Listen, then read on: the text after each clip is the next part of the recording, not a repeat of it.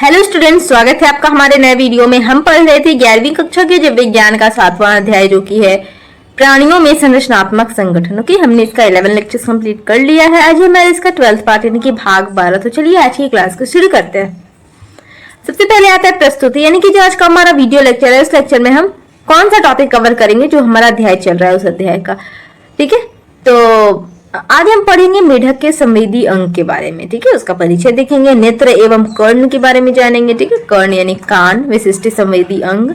ठीक है, नर जनन तंत्र और मादा जनन तंत्र के बारे में भी डिस्कशन करेंगे। फिर निषेचन एवं विकास के बारे में समझेंगे एंड देन हम जानेंगे मेढक का महत्व क्या है। ओके, तो बेसिकली जैसे जैसे एनसीईआरटी में दिया गया है, यहाँ पर एनसीईआरटी ही फॉलो किया गया है। ओके, उसी सीक्वेंस में सारे वीडियोस में टॉपिक्स कवर किए जा रहे हैं। ठीक है, चलिए तो आते हैं सबसे पहला टॉपिक पर, मेढक के संवेदी अंग का परिचय। देखिए संवेदी अंगों का आखिर महत्व क्या है। ठीक है, सभी जीवों की तरह मेढक के शरीर में भी कुछ विशेष अंग होते हैं जिन्हें कि हम संवेदी अंग कहते हैं।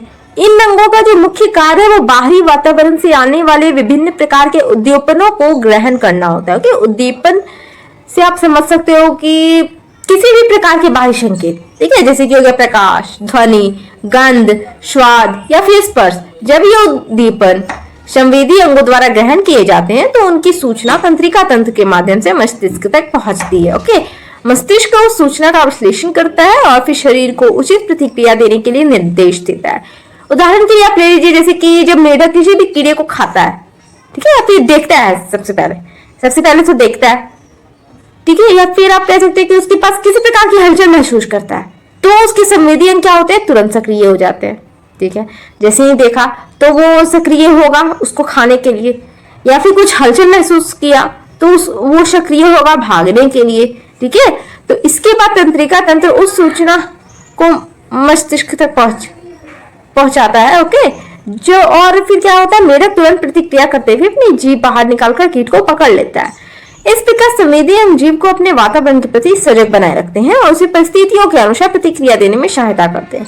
इसलिए कहा जा सकता है कि संवेदी अंग जीव के अस्तित्व और सुरक्षा के लिए अत्यंत महत्वपूर्ण होते हैं और फिर ये शरीर में एक तरह से नियंत्रण और समन्वय की प्रक्रिया में भी महत्वपूर्ण भूमिका निभाते हैं। ओके, ये महत्व था। अब देखिए संवेदी अंगों के प्रकार, क्या प्रकार होते हैं। मेढक के शरीर में कई प्रकार के संवेदी अंग पाए जाते हैं जो कि अलग अलग प्रकार के उद्दीपनों को ग्रहण करने के लिए विशेष रूप से अनुकूलित होते हैं। सबसे पहले तो आता है दृष्टि अंग, यानी कि नेत्र, आंख जिसे बोलते हैं, जो कि प्रकाश को ग्रहण करते हैं, मेढक को अपने आसपास की वस्तुओं को देखने में सहायता करते हैं।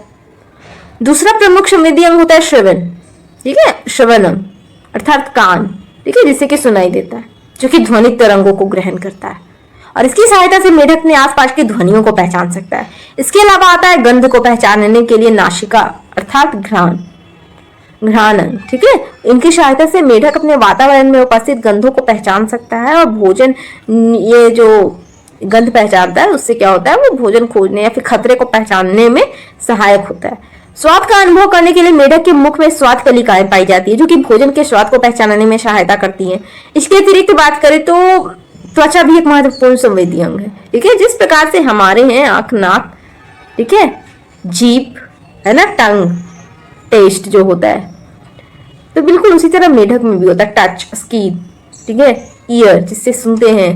तो ये सारे जो हमारे सेंस ऑर्गन्स हैं बिल्कुल मेढक में भी वो सारे होते हैं। ठीक है, उनका कार्य होता है।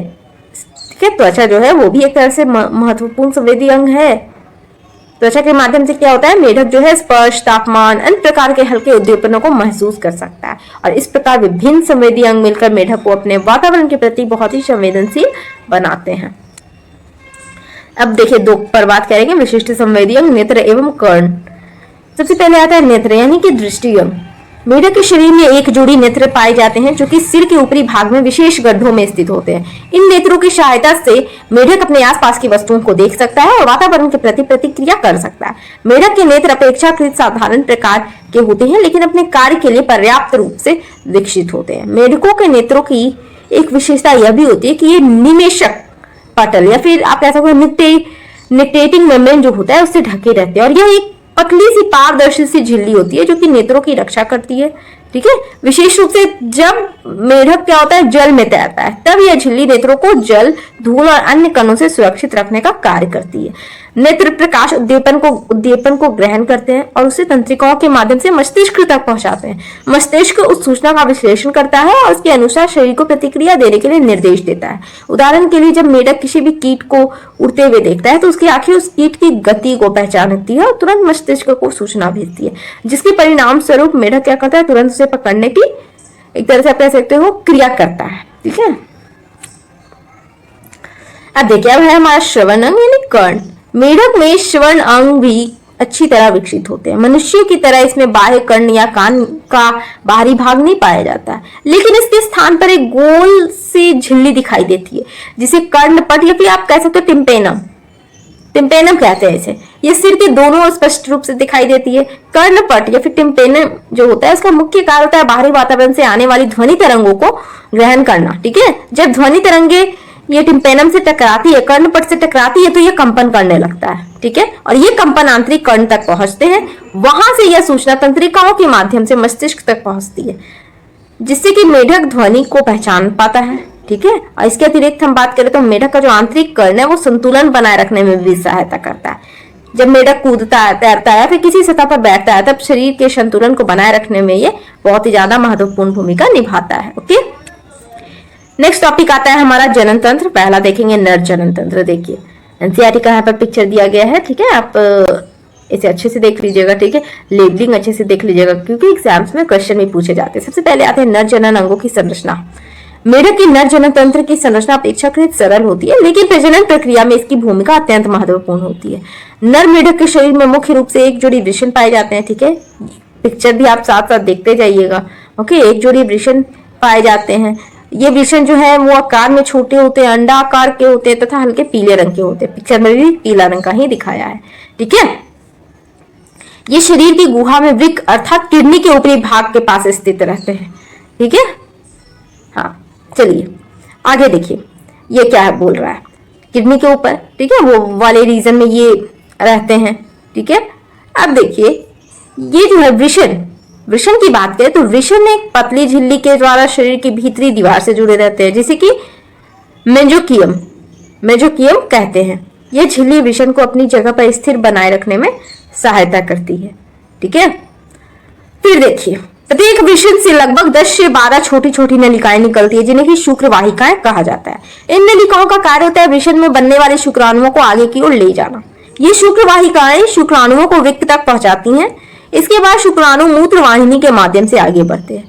मेढक में मूत्रवाहिनी का कार्य होता है केवल मूत्र को बाहर निकालना। ठीक है। लेकिन ये जो मूत्रवाहिनी है, आप यह मत समझिएगा कि सिर्फ यही कार्य होता है। ठीक है। केवल मूत्र को बाहर निकालना नहीं होता है।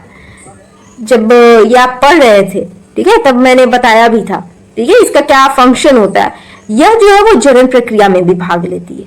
जो मूत्रवाहिनी है मेढक में, नर मेढक में, ये क्या होता है वो जनन प्रक्रिया में भी भाग लेती है और इसी कारण इसे मूत्र जनन वाहिनी कहा जाता है।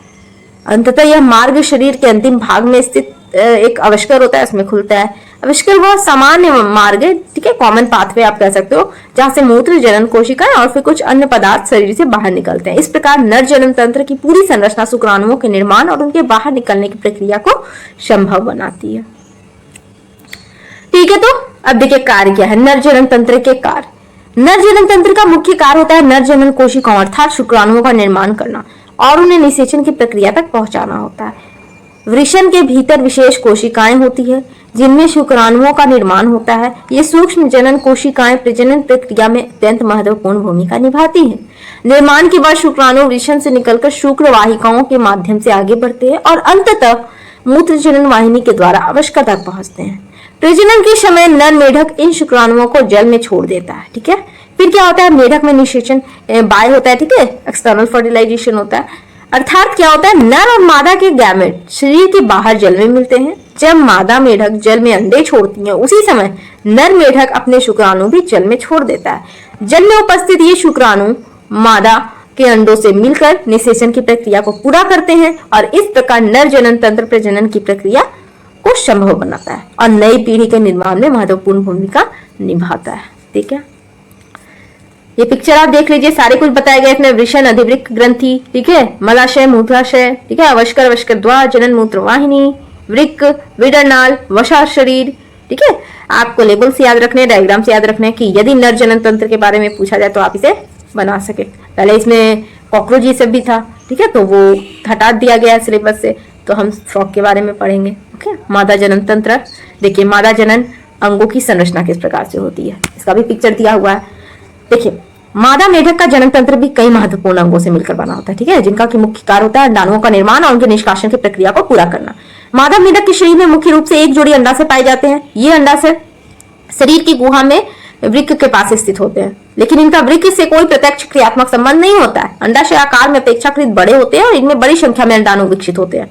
प्रजनन काल के दौरान ये अंडाणु पूरी तरह मैच्योर हो जाते हैं, परिपक्व हो जाते हैं। जब अंडाणु जो होते हैं वो परिपक्व हो जाते हैं, तब वे अंडाशय से निकलकर एक जोड़ी लंबी और कुंडलित नलिकाओं, पिक्चर आप देखिए, समझिए वहां पे, उसमें प्रवेश करते हैं, जिन्हें हम अंडवाहिनियां कहते हैं। ये अंडवाहिनियां जो है अंडाणुओं को आगे ले जाने का कार्य करती हैं। अंडवाहिनियों की आंतरिक सतह में ऐसी संरचनाएं होती हैं जो अंडाणुओं को धीरे धीरे आगे बढ़ाने में सहायता करती हैं।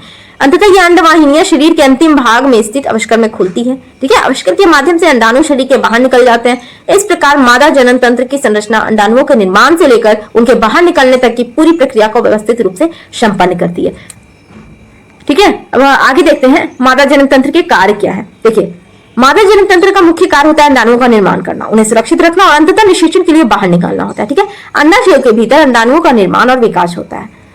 जब ये अंडाणु परिपक्व हो जाते हैं तब ये अंडाशय से निकलकर अंडवाहिनियों में प्रवेश करते हैं। अंडवाहिनियां इन अंडाणुओं को धीरे धीरे आगे ले जाती हैं और अंततः इन्हें अवस्कर के माध्यम से शरीर में के बाहर छोड़ दिया जाता है।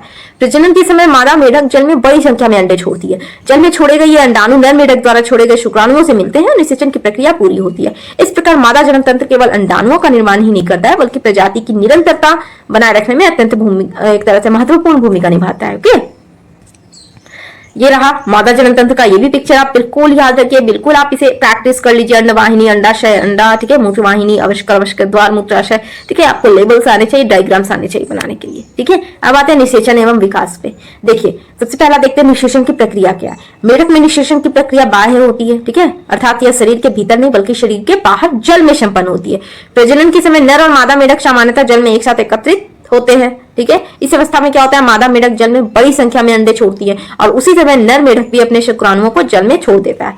जल में उपस्थित अंडाणु और शुक्राणु आपस में मिलते हैं, उनके संलयन से युग्मनज या फिर जाइगोट का निर्माण होता है। युग्मनज वास्तव में नए जीव के विकास की प्रारंभिक अवस्था होती है। यह एकल कोशिका होती है, लेकिन इसके भीतर नए जीव के विकास की पूरी क्षमता मौजूद होती है। इसके बाद युग्मनज में लगातार कोशिका विभाजन होने लगता है और धीरे धीरे भ्रूण का निर्माण प्रारंभ हो जाता है। इस प्रकार निषेचन की प्रक्रिया नए जीव के निर्माण की शुरुआत करती है। ओके, नेक्स्ट है विकास एवं कायांतरण। निषेचन के बाद क्या होता है, निषेचन के बाद बनने वाला युग्मनज लगातार विभाजित होकर भ्रूण में विकसित होने लगता है। कुछ समय बाद इस भ्रूण से एक लार्वा उत्पन्न होता है, जिसे कि हम टैडपोल कहते हैं। टैडपोल पूरी तरह से जलीय जीवन जीता है और उसका स्वरूप मछली के समान दिखाई देता है। इसमें प्रारंभिक अवस्था में केवल पूंछ होती है और यह गलफड़ों के माध्यम से श्वसन करता है, ठीक है। फिर क्या है, ये टैडपोल के बारे में, ठीक है, वो श्वसन किससे करता है, गलफड़ों से। समय के साथ क्या होता है, टैडपोल के शरीर में कई महत्वपूर्ण परिवर्तन होने लगते हैं। धीरे धीरे इसके पिछली और आगे के पैर विकसित होने लगते हैं, साथ ही इसकी पूंछ जो है धीरे धीरे छोटी होती जाती है और अंततः लगभग समाप्ति हो जाती है। ओके, और इसी दौरान इसके शरीर में फेफड़ों का विकास भी होने लगता है, जिससे कि यह वायु में श्वसन करने में सक्षम हो जाता है। टैडपोल से वयस्क मेढक बनने की इस पूरी परिवर्तन प्रक्रिया को हम बोलते हैं कायांतरण, यानी कि मेटामॉर्फोसिस।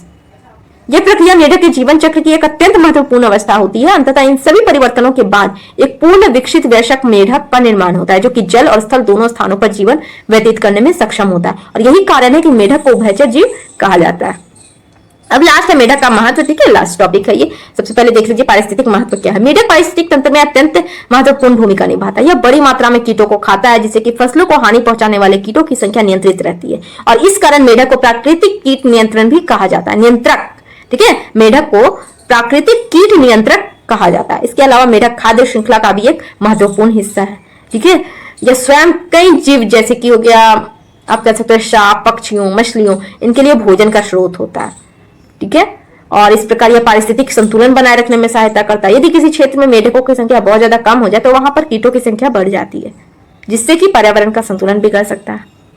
ये कुछ पारिस्थितिक महत्व थे। मानव के लिए महत्व देख लीजिए कि क्या आप लोग को भी लगता होगा कि मेढक मानव के लिए क्यों जरूरी है। मेढक का मानव जीवन में भी महत्वपूर्ण स्थान है।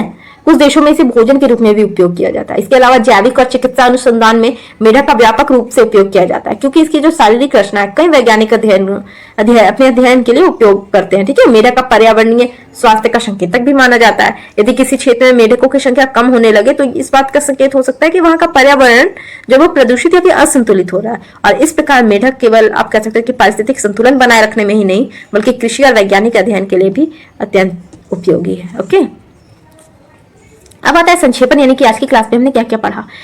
आज हमने देखा मेढक के संवेदी अंग, उसका परिचय देखा, फिर नेत्र एवं कर्ण, ठीक है, टिम्पैनम, ठीक है, कर्ण बेसिकली हमारे जैसे कान नहीं होते हैं, बाहर निकले हुए नहीं होते हैं, ठीक है, जस्ट उसे हम टिम्पैनम बोलते हैं। विशिष्ट संवेदी अंग, ठीक है, फिर नर जनन तंत्र के बारे में देखा, फिर मादा जनन तंत्र के बारे में हमने समझा, फिर निषेचन एवं विकास पर चर्चा की, एंड देन लास्ट में हमने मेढक का महत्व जाना।